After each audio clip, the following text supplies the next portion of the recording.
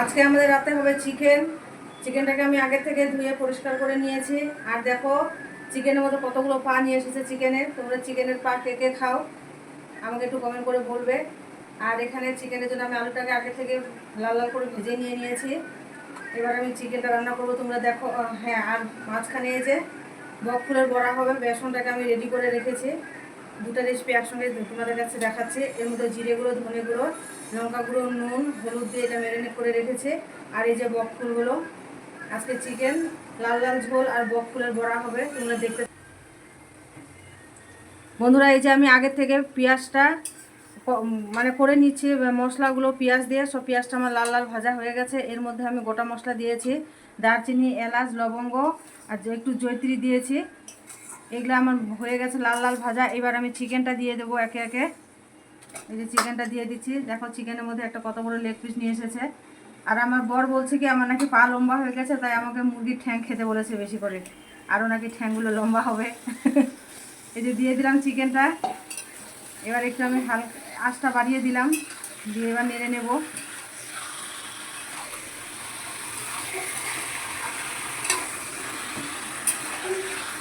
আর লাল লাল ঝোল করবো তো এটা বেশিক্ষণ লাগবে না লাল লাল ঝোল করতে। এবার আমি একে একে মশলাগুলো সব দিয়ে দেবো। এই যে হলুদের গুঁড়ো, দিয়ে দেবো এই যে লঙ্কার গুঁড়ো।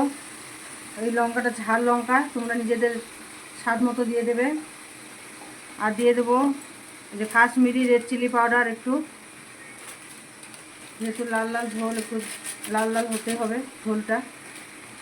দেবো নুন। আমি প্রতিটা ভিডিওতে হাতে দিয়ে, এবার তোমরা হাতে করে দিচ্ছি। দিয়ে দেবো এই যে টমেটো কুচি, টমেটোটা আগে থেকে কুচি করে রেখেছি, এরকম করে দিয়ে দেবো। মশলাগুলো সব দেওয়া হয়ে গেছে। এবার আমি একটু ভালো করে কষবো, এটাকে নেড়ে নিই।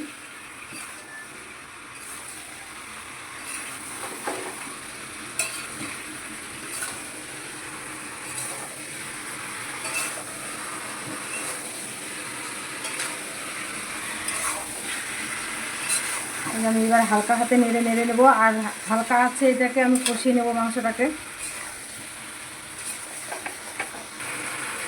এবারে আমি আলুগুলো দিয়ে দেবো, যে ভেজে রেখেছিলাম আগে থেকে লাল লাল করে।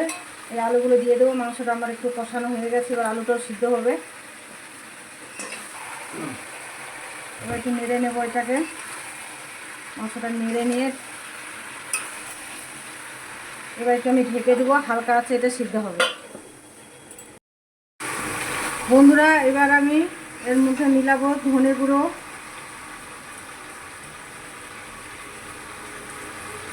জিরে গুঁড়ো দেবো,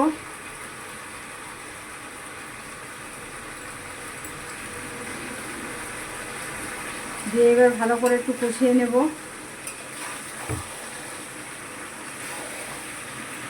দেখো কালারটা কি সুন্দর এসেছে। তোমরা এরকম কে কে লাল লাল ঝোল করো একটু বলো সবাই। আর কিভাবে তোমরা রান্না করো ঝোলটা সেটাও আমাকে জানাবে।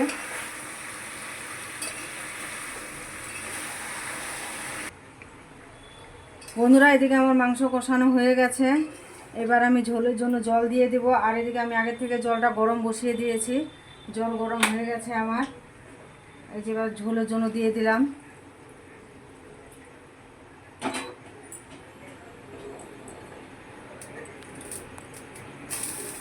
ঝোলের জন্য দিয়ে দিলাম। আমি মাংসের ঝোলের মধ্যে এই যে সানরাইজ গরম মশলাটা দিয়ে দেব, পরিমাণ মতো দিয়ে দেব। আমি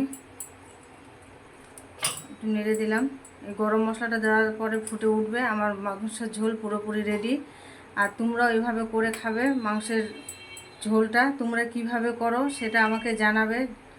আর আমি তো এইভাবে রান্না করলাম। রান্নাটা কেমন লাগলো কমেন্ট করো, একটু শেয়ার করো ভালো লাগলে।